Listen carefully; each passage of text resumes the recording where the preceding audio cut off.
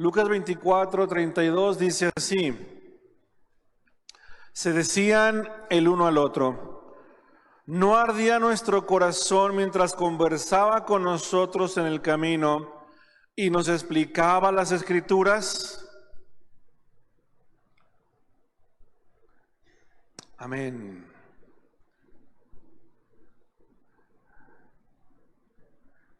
El domingo por la tarde, después de la resurrección de nuestro Señor, es donde se enmarca esta historia.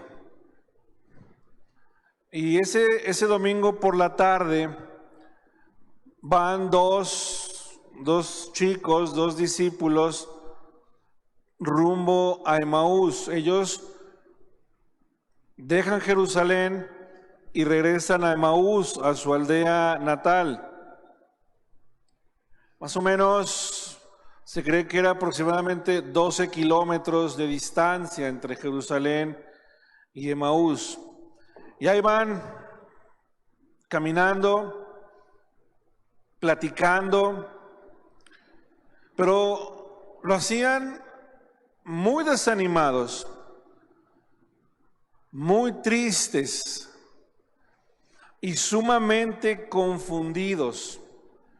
Y luego, encima de eso, iban con un sentimiento muy, muy profundo de derrota, ¿sí? Iban platicando, iban comentando lo que había pasado en Jerusalén apenas unas horas antes, el jueves, el arresto de Jesús, el viernes, su crucifixión y muerte, el sábado y el domingo.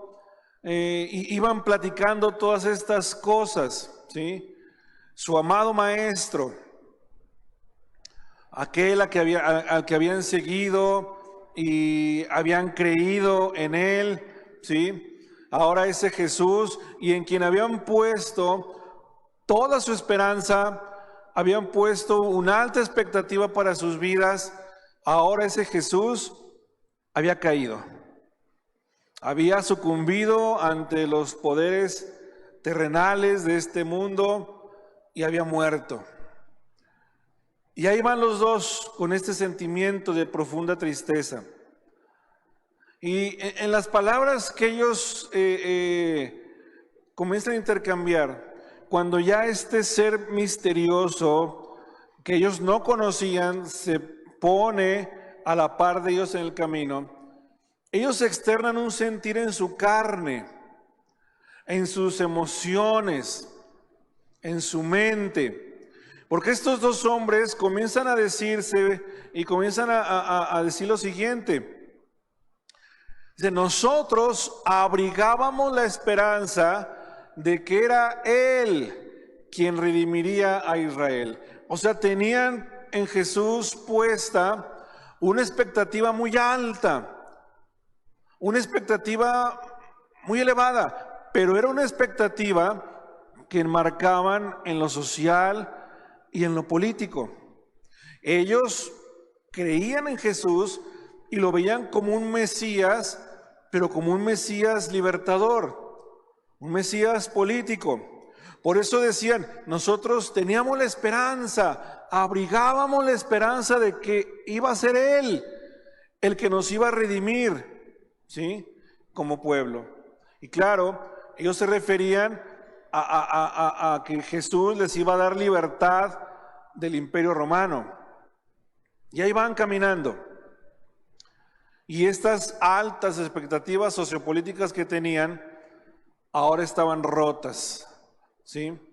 Y quizás este hecho fue lo que precipitó su regreso a Emaús. Hermanos, así es el Evangelio de Jesucristo. El Evangelio de Jesucristo, más allá de ordenanzas, más allá de preceptos, más allá de conceptos, más allá de posturas escatológicas o teológicas, el Evangelio de Cristo es un compendio de historias personales, de relatos de personas, ¿sí? Con Jesucristo mismo. Encuentros que marcan y marcaron y siguen marcando un antes y un después en las vidas de aquellos que chocan o se encuentran con Jesús. Son encuentros que cambian vidas. Son encuentros que trastocan la inercia de una vida. Son encuentros que incomodan la comodidad de una vida. Son encuentros que incluso transforman los rostros de las personas. Son encuentros que traen libertad. Son encuentros que traen consuelo y traen esperanza. Pero también tenemos que ser muy sinceros. Lo primero que se nos olvida cuando estamos en una situación como la de estos dos caminantes es eso. Se nos olvida rápidamente todo lo que Jesús hace y provoca en nuestras vidas cuando estamos en una situación difícil. El anuncio del Evangelio entreteje las historias de hombres y mujeres que fueron tocados por Jesús. Tú tienes una historia personal que se entreteje en el mensaje del Evangelio, donde un día tu vida fue tocada por Jesús. Y yo quiero creer que nunca más tu vida fue igual. Porque déjenme decirles algo. Aquel que verdaderamente tiene un encuentro con Jesús, jamás su vida vuelve a ser igual. Si es verdaderamente un encuentro con Cristo, que sacude tu vida, que toca tu vida, ¿sí? Que verdaderamente marca en tu calendario de vida un antes y un después, entonces, si verdaderamente ocurrió eso, entonces tu vida no vuelve a ser igual. Y esa es la historia del Evangelio. Son las historias que se componen o que se entrelazan con el mensaje del Evangelio. Hermanos, si hay uno que es el primer interesado, si hay uno que tiene el primer interés en tu vida y en tomar parte de tu vida y en ser parte de cada decisión de tu vida y de sentarse en la mesa donde planeas, donde haces presupuestos, donde tejes historias, el primer interesado en ser parte de eso se llama Jesús. Es Dios, ¿sí? Y no es un encuentro, porque muchas veces podemos pensar en eso. No es un encuentro para poner más carga en tu vida. No es un encuentro con Cristo que venga a coartar libertades, a quitarte cosas. Jesús quiere ser parte de tu vida para aconsejarte. Jesús quiere ser parte de tu vida para que cuando estés en ese punto de tu vida y digas, híjole, y si lo que voy a hacer es correcto, y si lo que estoy a punto de tomar como decisión es lo correcto, y si no es, y si sí, ahí Jesús tiene algo que decir. Ahí Jesús tiene algo que decir. Cuando estás a punto de un compromiso, cuando estás a punto quizás de aventurarte a una empresa en la que no sabes cómo van a ser las cosas y tienes expectativas, pero no sabes si va a ser bien o no, ahí Jesús quiere decir algo. Cuando vas a hacer un trámite, una compra, lo que sea, ahí Jesús quiere decir algo.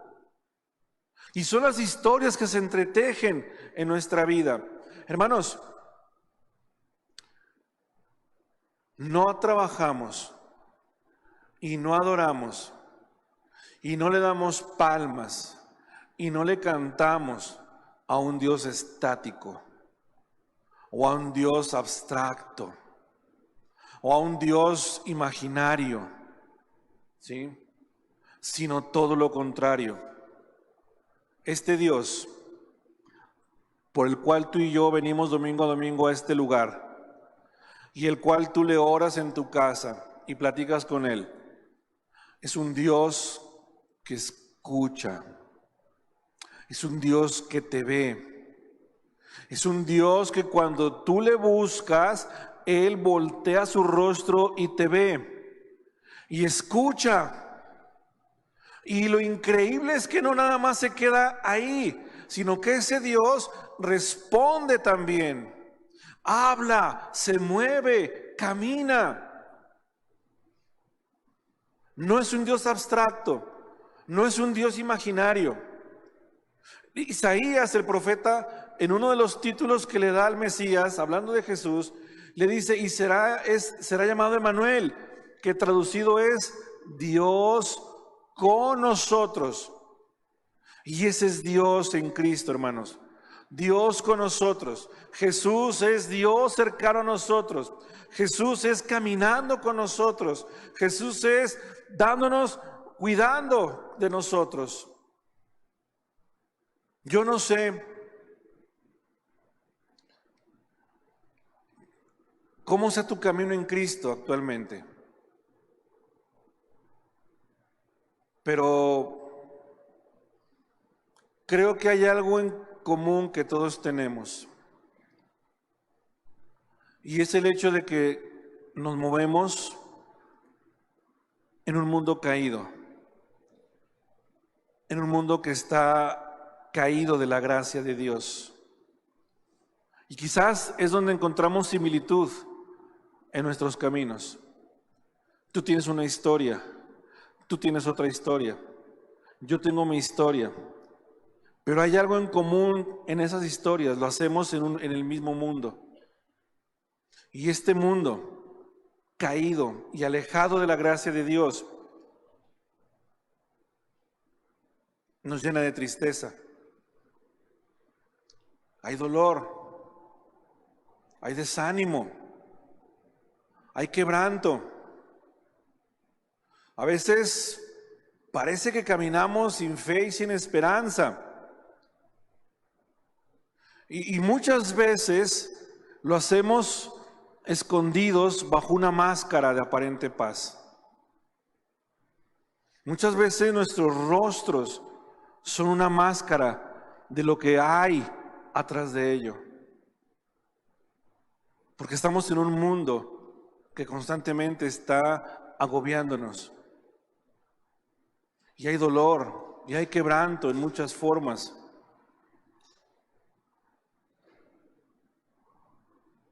Todos conocen la historia familiar de cuando mi hija estaba en ese proceso muy profundo de depresión. Y hubo una ocasión en donde una tarde nos reímos mucho, nos la pasamos muy bien y platicábamos y nos reíamos y yo le decía, hija, qué padre verte así, me da gusto verte así. Y ella me regresó un ramalazo y me dice, sí, nada más que tú ves lo que yo quiero que veas. Porque la gente así es. Porque a veces ocultamos detrás de esa máscara ese algo que está atravesado en nuestro corazón. Y es entonces, hermanos, y pueden ser muchas razones. Nunca he entendido el por qué le pasó eso a mi hija. Pero hay muchas historias que en el saldo final traen quebranto y traen tristeza. De pronto, alguien que considerábamos nuestro héroe, porque lo teníamos así como un ideal, un novio, una novia, el esposo, una esposa, o el socio, un amigo, el que creías que era incapaz de hacerte un daño, de hacer una traición, el que creías incapaz de que te iba a fallar, de pronto un día falla y se cae del altar. Y nosotros también nos caemos con ellos. Y es entonces cuando Dios aparece en nuestras vidas. Porque déjame decirte algo, no somos nosotros los que buscamos a Dios, no somos nosotros los que estamos muy acostumbrados a decir, sí, es que yo busqué a Dios, es que yo encontré a Dios. No es cierto, es Dios quien nos encontró a nosotros. Es Dios quien caminó hacia nosotros, válgame. Es Dios quien caminó hacia nosotros.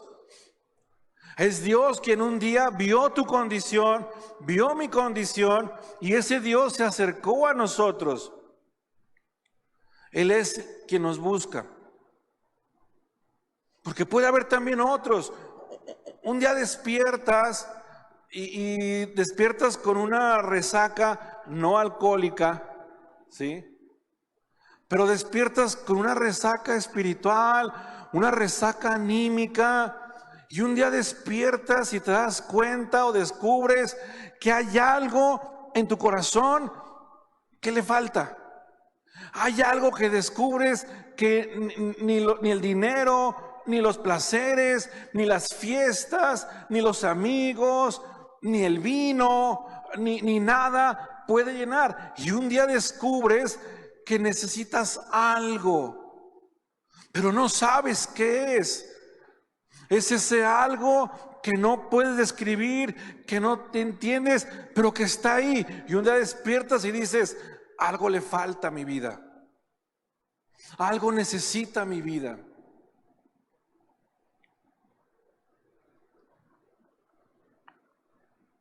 Ayer, y esto que voy a decir lo digo con plena responsabilidad de mi parte, o antier, no recuerdo bien, vi un reportaje en el periódico de que 3 de cada 10 personas de la comunidad LGBT se suicidan en rangos de edades diferentes. Y gracias, hija.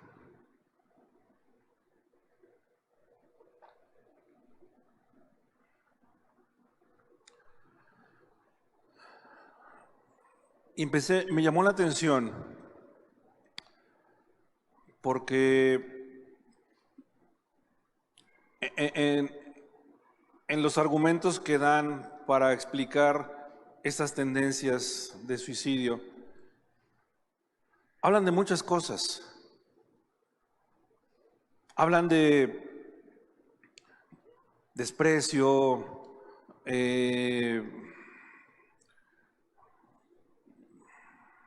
racismo, hablan de maltratos, hablan de humillaciones, en fin, todo lo que todo esto conlleva. Y creo que pueden ser razones válidas. Pero sabes, hay una razón que no se menciona. Cuando uno de cada de estos 3 personas decide quitarse la vida. Puedo entender las razones que te dije, pero hay una. Y esa razón se llama Jesucristo. Mientras Cristo no llene ese hueco, ese espacio, se van a seguir tomando estas decisiones. Hablamos de un grupo de personas que hoy están muy presentes en nuestro día a día, pero hay otros más. La tasa de suicidios no nada más es hacia este grupo de esta comunidad. Hay jóvenes mujeres, adultos, que deciden quitarse la vida. El viernes que nos daban la plática del Centro de Integración Juvenil, fue impactante ver y conocer historias. De pronto, el testimonio de esta expositora acerca de lo fácil que es engancharse con drogas, con algún vicio, y lo difícil que es salir de ello. Y sí, yo entiendo, y las terapias son buenas, son excelentes, el acompañamiento profesional es bueno, pero lo mejor también es que Jesús esté con ellos. Y hay personas que viven así. Hay otro grupo de personas de estos llamados colectivos que buscan a sus hijos desaparecidos, de madres que han muerto y no han sabido, nunca tuvieron noticias de su ser amado. Hermanos, lo que quiero ilustrar es que necesitamos que la gente tenga a Jesús en su vida. Porque el desánimo, la tristeza, la caída anímica es peligrosa. Y a no ser que Jesús vaya hacia esas personas podrán ser restauradas, podrán encontrar paz. Y muchos de nosotros así vivíamos y caminábamos, hoy caminamos en ese mundo, o lo hacemos antes de Cristo, envueltos en todas estas cuestiones. Tristeza, agobio, quebranto, cansancio. Y encima de eso vivíamos abanderados o envueltos en el pecado del mundo y creíamos que estaba bien, pero no está bien. Un día despiertas y te das cuenta que hace falta algo en tu vida. Hasta que Jesús nos alcanzó, hasta que Dios se acercó a nosotros. Y lo hizo como con aquellos dos hombres. Y entonces conocimos a un Dios que ya no estaba más en la repisa de la casa. Ya conocimos a un Dios que no estaba colgado en el cuadro familiar, representado de una forma o de otra. Conocimos a un Dios que iba más allá de la tradición popular de ir los domingos a una iglesia. Porque ahora conocimos y vimos a un Dios vivo, a un Dios que es real, a un Dios que se mueve, que escucha. Isaías 45:15 dice, en esta versión, en la traducción viviente dice, verdaderamente, oh Dios de Israel, Salvador nuestro, tú obras de manera misteriosa. En la versión 60, este mismo pasaje dice, verdaderamente tú eres Dios que te encubres, Dios de Israel que salvas. En otra versión dice, ciertamente, oh Dios de Israel, Salvador, te manifiestas en formas misteriosas y extrañas. ¿Qué vio Jesús en aquellos dos hombres del camino? ¿Por qué ellos? Eran discípulos, dice la Biblia que eran discípulos, pero vamos, ni siquiera eran parte de los 12. ¿Por qué ellos? ¿Por qué no se presentó con Pedro, que estaba destruido después de la negación? ¿Por qué no fue con Juan, que estaba en la cruz y lo vio morir? ¿Por qué no con María? ¿Por qué no fue con su mamá? No sé si María para entonces ya estaba medio asimilando lo que pasó, pero seguramente el choque terrible de ver cómo murió su hijo fue tan grande que, ¿por qué no fue con ella? ¿Por qué estos dos? ¿Qué vio Jesús en ellos para salir a su encuentro y caminar en medio de ellos?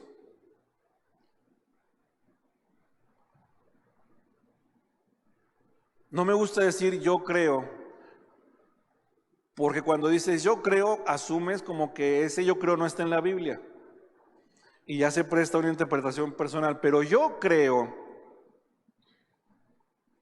que de estos dos eran los más tristes de todos aquellos que presenciaron lo de Jesús. Yo no sé qué tan profunda haya sido su abatimiento, su tristeza, su decepción. que Jesús los vio a ellos primero y se acercó a ellos y caminó con ellos, aunque ellos no sabían quién era ese extraño que les comenzó a sacar plática. Pero el pasaje que leímos al principio nos dice que cuando ese hombre extraño comenzó a platicar con ellos, ellos decían, ¿no sentías como que algo, nuestro corazón estaba ardiendo por lo que... Y no sabían que era Jesús. Y ese es el Dios que dice Isaías. Es un Dios que se encubre. Es un Dios que obra de maneras misteriosas. ¿Por qué no se presentó Jesús delante de Dios y le dijo, a ver, ¿qué traen? ¿Por qué estás tan triste? No, sino que los ve que van caminando sumamente abatidos. Y ahí aparece Jesús. Y comienza a platicar con ellos. Y comienza a animarlos. Hermanos, hay uno que conoce el desánimo que hay en tu corazón. Yo puedo ver rostros desde aquí. Y a veces tengo la intuición de que hay algo en ese rostro. Pero a veces como que sacamos luego la máscara. Pero solamente Dios ve las profundidades de tu corazón. Y Él sabe que hay algo ahí. Él sabe que hay dolor. Él sabe que hay tristeza. Él sabe que hay desánimo. Él sabe que hay un abatimiento del alma y del espíritu. Él sabe muy bien que corres peligro cuando caminas con una aparente derrota. Y digo aparente porque es Dios y no las circunstancias quien tienen la última palabra. No es el problema, no es la circunstancia, no es el diagnóstico, no son las carteras vacías, no es la alacena sola, es Dios quien tiene la última palabra. Y cuando caminamos así, Él es el que tiene la última palabra, Él es el que decide, Él es el que ayuda. Y Él sabe que cuando tú caminas en la vida así, de esa forma, hay un peligro real de destrucción. Hay un peligro real de que tu espíritu se tambalee. Hay un peligro real de que tu vida pueda terminar. Hay un peligro real cuando el abatimiento nos gana, nos inunda y baja de la mente al corazón. Y Dios lo sabe. Por eso Él se acerca a nosotros. Por eso Él caminó con estos hombres. Y ahora puedo entender, y creo que así fue, ¿sí? Que estos dos iban sumamente tristes y abatidos, pero estos dos tenían una misión. Eran discípulos, aunque no eran de los 12, eran discípulos. Y ellos tenían una misión que atender. Ellos tenían un encargo. Ahora ellos tenían que proclamar a Jesucristo, pero no lo pueden hacer porque estaban sumamente abatidos. Y hermano, tú tienes una misión. Tú tienes una tarea que hacer. Tú tienes una encomienda que Dios ha puesto en tus manos. Esa tarea, esa encomienda es guiar a tus hijos a los pies de Cristo. Es guiar en tu hogar a que el conocimiento de la palabra llegue a tu familia. Tú tienes esa misión de proclamar a Cristo, pero no lo vas a hacer y no va a suceder si estás caminando en la vida con tristeza y con desánimo. Y Dios sabe eso. Dios sabe que esa misión se puede estropear y puede incluso terminar con tu vida si no se arregla primero lo que hay en tu corazón. Si no se arregla primero lo que hay en tu alma. Pero sucede algo increíble. Estos dos habían caminado con Jesús. Lo habían escuchado. Habían visto sus milagros. Caminaron con Él. Platicaron con Él. Comieron con Él. Cenaron con Él. Lo vieron. Lo escucharon un montón de veces. Vieron milagros, vieron maravillas, vieron cosas que racionalmente no podían comprender. Pero todo eso se olvidó cuando el problema de su abatimiento se presentó en sus vidas. Lo vieron morir. Es más, todavía más aún, el domingo en la mañana ellos escucharon las noticias de las mujeres. Ellos escucharon cuando llegaron las mujeres y dijeron, no está en el sepulcro, y dieron las noticias de la resurrección. Ellos lo escucharon, pero lo habían olvidado. Fue más su tristeza, fue más su pesar que las buenas noticias de la resurrección de su Señor. Y por eso Jesús tuvo que ir con ellos. Por eso Jesús se acercó a ellos para animarlos. Nada más que había una cosa diferente. Era el mismo Jesús, pero no era el mismo Jesús. O sea, físicamente era el mismo, pero no era el mismo. Porque ahora ese extraño ser que era Jesús y se acercó con ellos, era un Jesús vencedor de la muerte. Era el Cristo resucitado. Era el Señor que había vencido la muerte, que se había levantado de la tumba. Y esa era la encomienda que ellos tenían. Y era el llamado que ellos tenían de compartir, de predicar a ese Cristo vencedor. Pero no lo iban a hacer en la medida en que estuvieran sumidos en su pozo de tristeza. ¿Cuántas ocasiones, hermanos, nos ocurre lo mismo?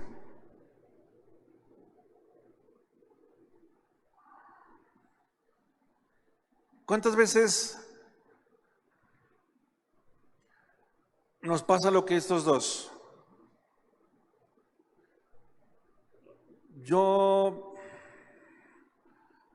no soy una persona perfecta, mucho menos soy un pastor perfecto. A veces se me olvida lo que Dios ha hecho en mi vida. Y también me sumerjo de pronto en ese desánimo, en esa angustia, en esa ansiedad. Y hasta que no recuerdo, hasta que no viene otra vez la palabra, el hecho de lo que ya hizo Jesús, y entonces vuelvo a tener ese ánimo. Muchas veces nos pasa lo mismo a nosotros. ¿Cuántos milagros no hemos visto aquí en la iglesia? ¿Cuántas maravillas no hemos visto en la iglesia? ¿Cuántas veces Dios no te ha resuelto un problema? ¿Cuántas veces Dios no ha suplido una necesidad? ¿Cuántas veces Dios no te ha abierto la puerta de algo? Y a veces se nos olvida todo eso cuando estamos en medio del problema.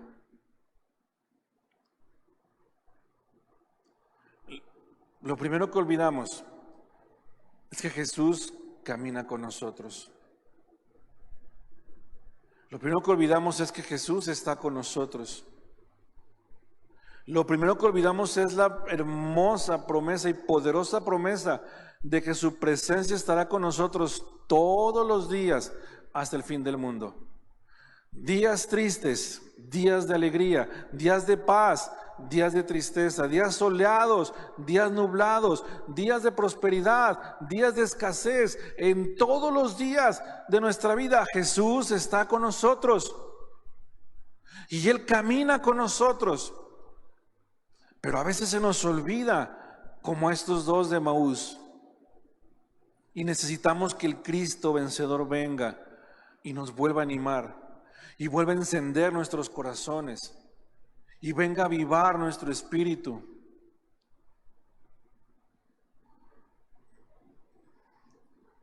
Y ese, hermanos, debe ser el corazón y el alma de la iglesia. Una comunidad en la que todos los días se deja alcanzar por el Cristo vencedor.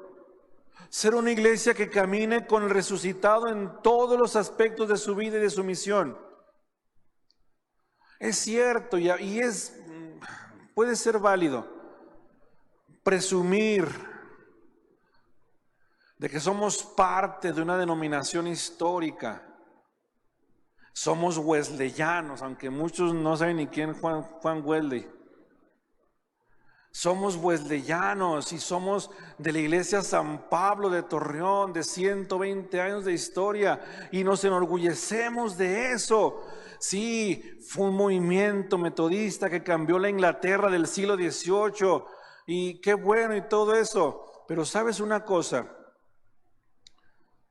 Ni eso, ni nuestra herencia como metodistas, ni ninguna otra expresión teológica o filosófica o social nos debe de llevar a perder de vista que lo más importante de todo es Jesucristo. Y que el único y lo único que nos va a sacar adelante en medio de la prueba no es la denominación, no son las doctrinas de Wesley, no es la filosofía, no es la teología, es Jesús. Él es el único que nos va a sacar adelante. Y quiero terminar con lo siguiente.